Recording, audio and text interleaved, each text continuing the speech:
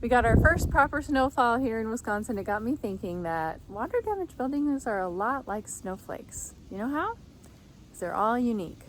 Just like every body is an individual, every water damaged building is an individual. That's because a water damaged building can have more than mold. It can have mold and bacteria and some critters who like to eat mold.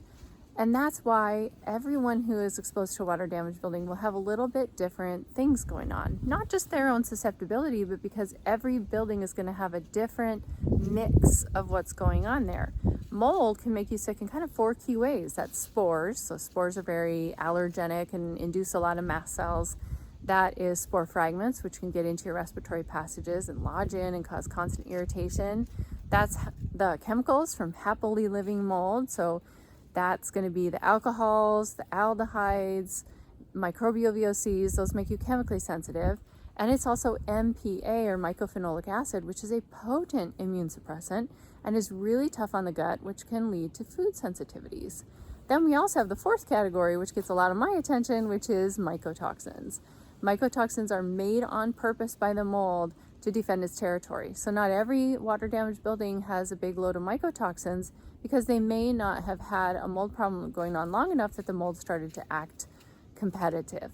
And then there's also endotoxins. This comes from the bacterial cell wall when they're aerated, but also if they're dying and dry out, they can break apart, and those endotoxins, we know them as lipopolysaccharides, are really irritating to the lung tissue and tough on the gut. And lastly, actinomycetes or actinomycetes, I'm not really sure how to say that, these off-gas antibiotics.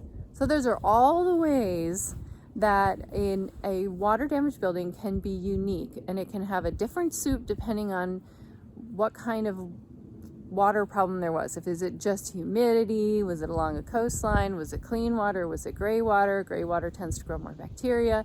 So these are all of the things that could happen, and that's why every water damaged building and every human being is as unique as a snowflake. So use the experts so you can figure out what's going on and take care of it, and you can conquer mold and take back your health.